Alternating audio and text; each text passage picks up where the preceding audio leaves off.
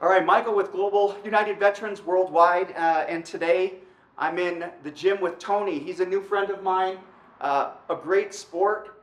He works out of his garage that faces a street, and you kind of hear the cars coming by. And I dropped by last week, seeing him work out. He was a great sport to kind of stop and let me just come over and talk to him.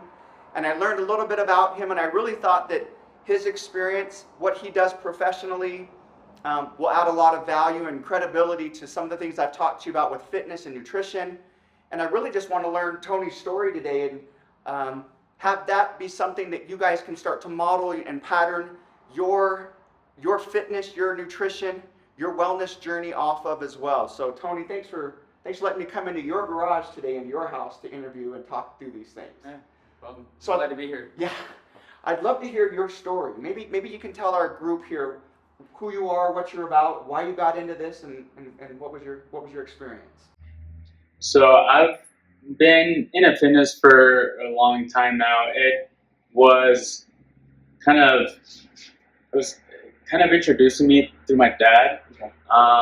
And my dad was always into fitness. He was a boxer back when he was younger, and he kind of slowly started to gain all this equipment, working at Icon Health and Fitness.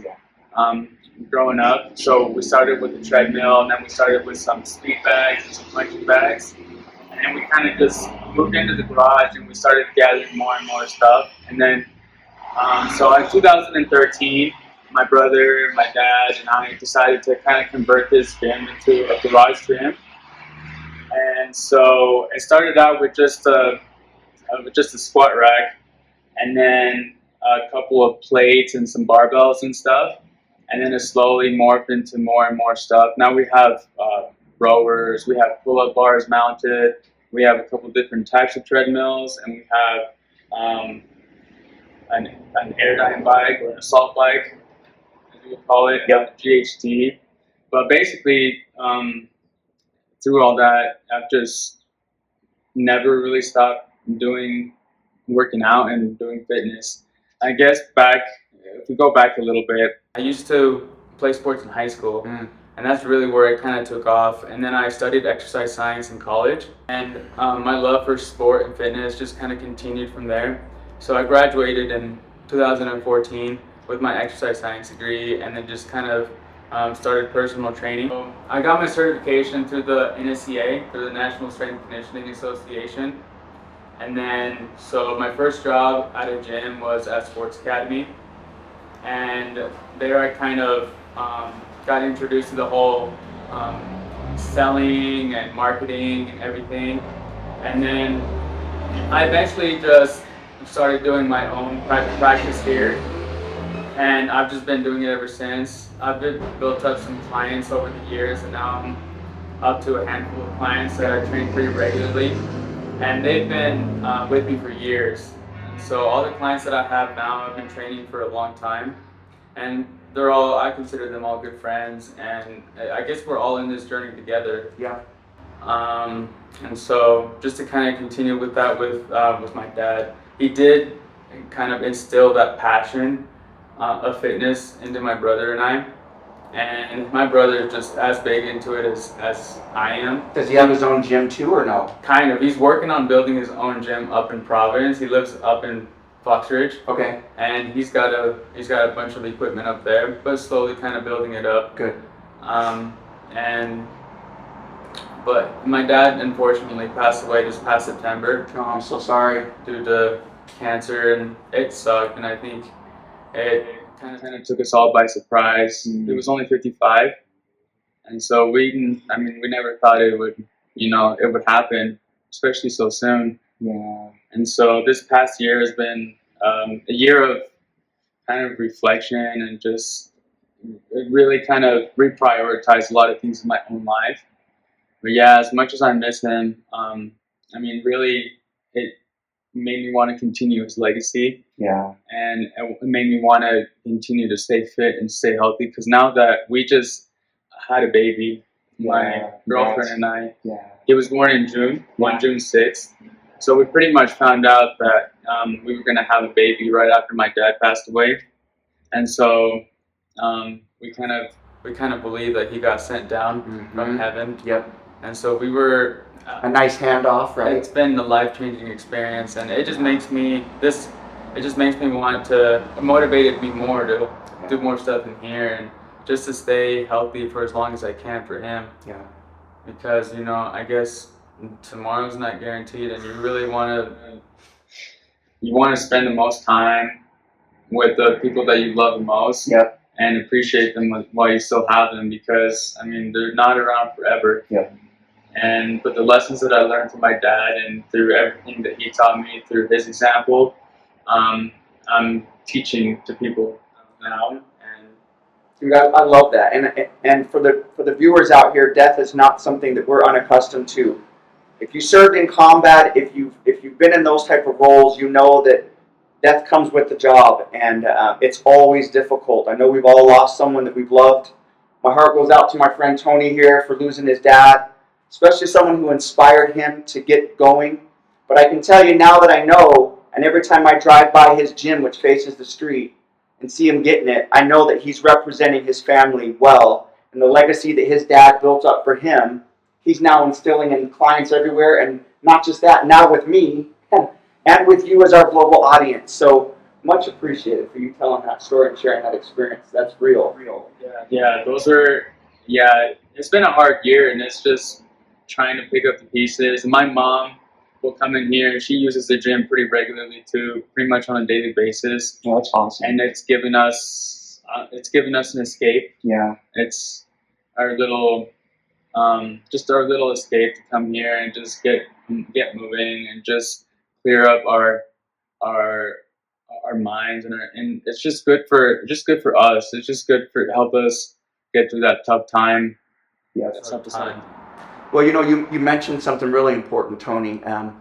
Many of the veterans who are watching us today have gone through traumatic experience of their own. They've lost buddies in combat. They're dealing with chronic pain as a result of some of the injuries from combat. And fitness is a way that I was able to find healing from PTSD, from a traumatic brain injury. Fitness has always helped me check the block, get a win every single day, to push forward and know that I can accomplish hard things through the rest of my day.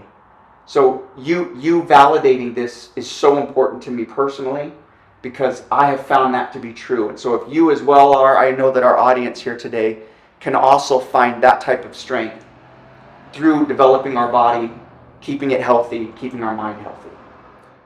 Yeah, it's been, my brother is also a trainer, and he works out at the gym, and here in Logan it's called Forge. And I'm also working in a gym here in Logan called Cache Valley Strength Conditioning. And so we're both continuing his legacy. I love it. And just trying to teach the principles that he taught us in different gyms. And so we're just trying to be beacons of hope. Yeah. And really just trying to live every single day like it's our last. And yeah, you summed it up really well, brother, and I appreciate your openness. I love the fact that it's a family affair. That part of why I encourage this audience to get into fitness, into nutrition, is because it provides access to connection, which is easy. It gets you out of your bed, out of your chair at home, out of your house, where we can self-isolate to deal with our anxiety or depression. And putting ourselves into a fitness arena really gets us in touch with other people, where we build on that commonality, and from there, and that connection will last, like he said, with his clients forever. Like, they'll always be grateful for the efforts that he's done. So I really appreciate that.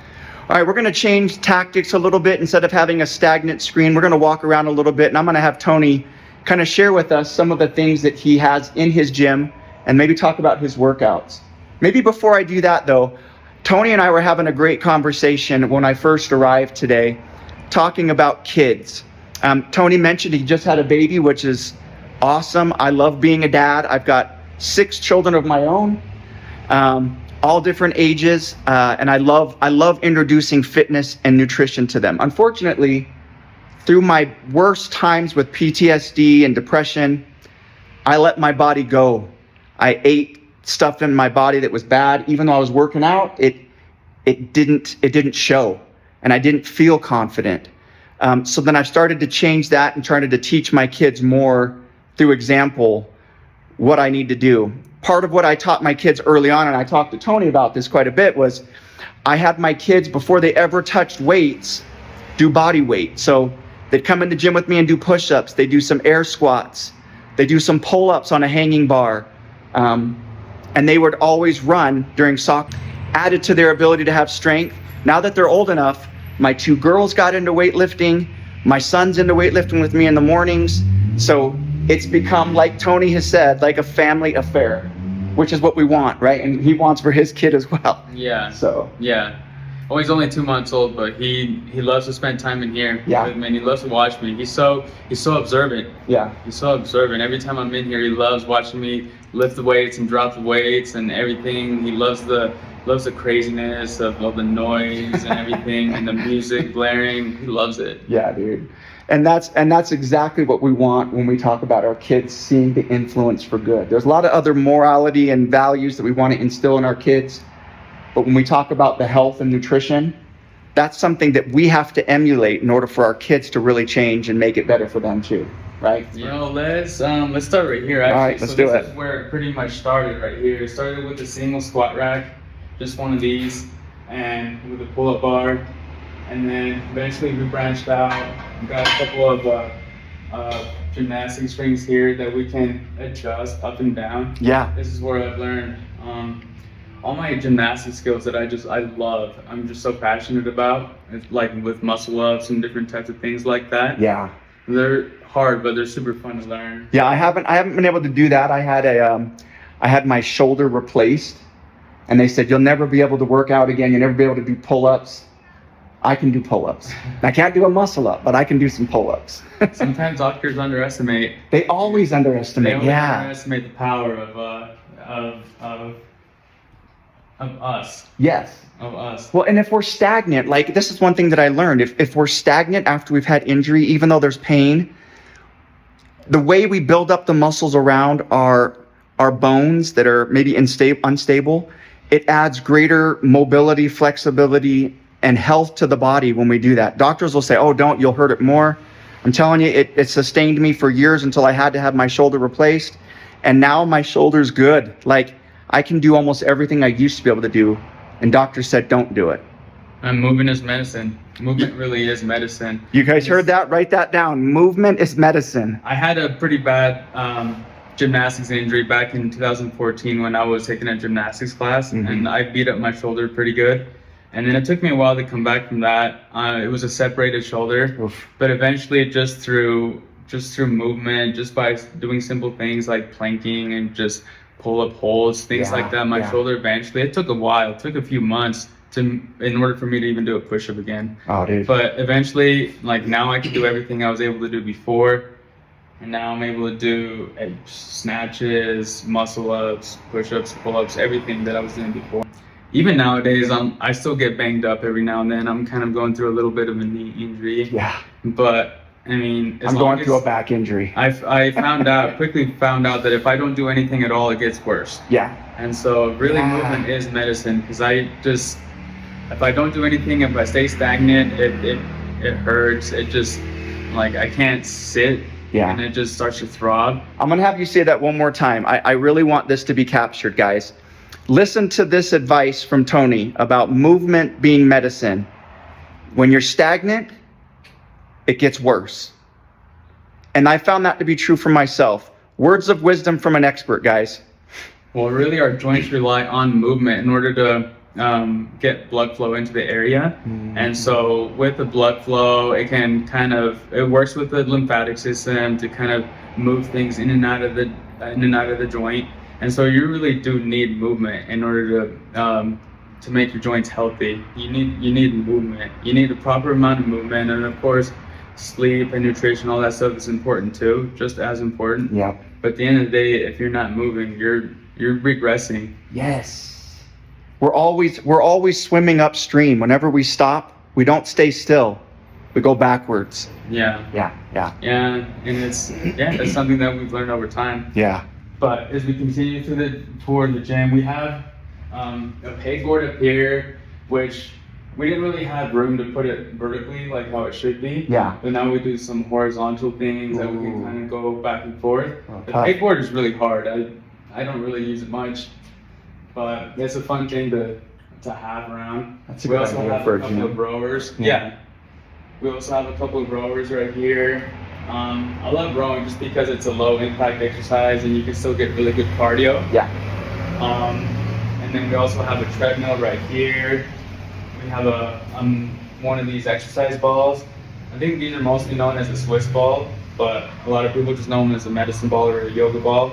But these have done really good with like stretching. And then also my baby loves to just bounce on this for feels like hours and hours and hours. I love that he has interaction with his kid, even though he's a baby, in the garage. You'll see the baby's play area right there. You'll see the stroller. This to me is the right answer when it comes to family and fitness. Mm-hmm.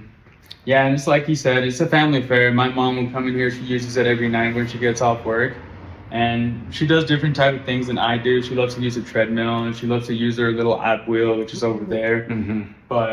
And then I love using kettlebells and barbells and dumbbells. Yeah. I do a lot of Olympic lifting, so cleans and snatches and stuff like that. But here we have 45-pound barbells, and we're 35-pound barbell. And then we have a few more. So this is a men's barbell, this is a women's barbell. The women's is 35? 35. Okay. Yeah, it's a little bit skinnier Yeah. in the diameter. Yep. Just because her hands are a little bit smaller. But Yeah. my girl will use this one's hers. And so, the people closest to me, I always try to influence in a positive way. Yeah. And that is through fitness. And I just try to lead by example. Yeah. I don't force anybody. I don't want anybody to do anything they don't want to do. Yeah. But if I can kind of hand off some of that passion, then Yeah. I think I did okay. Yeah. Heck yeah. And so, as we continue, this is a hand developer. And do you use this a lot? Yeah, I use it probably once or twice a week. This is so gluten hand developer is made to develop your glutes and your hamstrings, so your backside. But you can also do sit-ups on it and do other things with it, so it develops your whole core. Yeah. And then we have a couple of weighted vests here. Yes. We like to throw in every now and then. Yep. We have some sandbags right here. Oh A yeah. couple different kinds. We have a heavy one. Is that a 90-pounder down there? 150-pound one. Oh my goodness. Then we have a 100-pound one right here. Those are fun. I love different kind of I love weightlifting, but there's Yeah. also the sport of powerlifting and strongman. Yeah. So strongman, they like to carry odd objects and Yeah. stuff like that. Yep. So that's what those sandbags are for.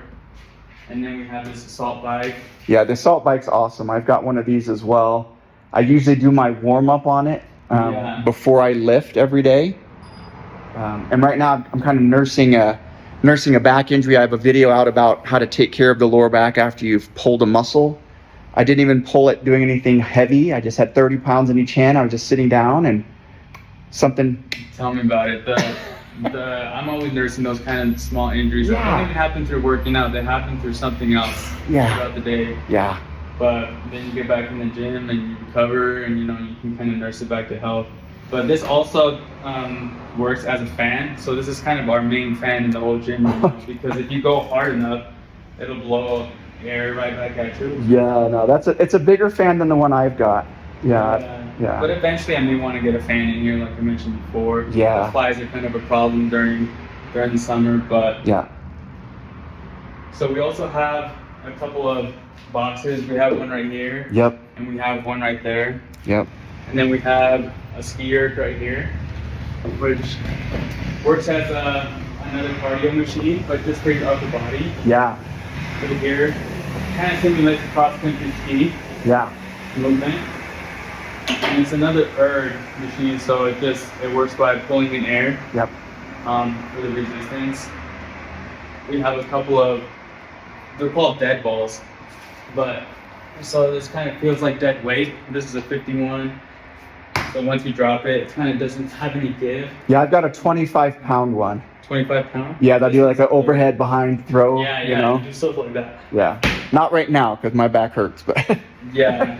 So this one's a 30, this one's a 50. And then we have some kettlebells right here. So Oh, that is a. kettlebells and dumbbells and medicine balls. Right? Where did you get your monster kettlebell there? So that this thing. one, I think is an on it kettlebell. Okay. Yeah. On it. Yeah. And there's where's my other one? There's another one somewhere with a face. Oh, that one's in storage too. So we have a bunch of more equipment in storage that we just didn't have enough room in here for. Yeah. So we have more kettlebells and stuff over there. But we have kettlebell collection here, everything from the lighter ones all the way up to the 80s. And so these are always fun.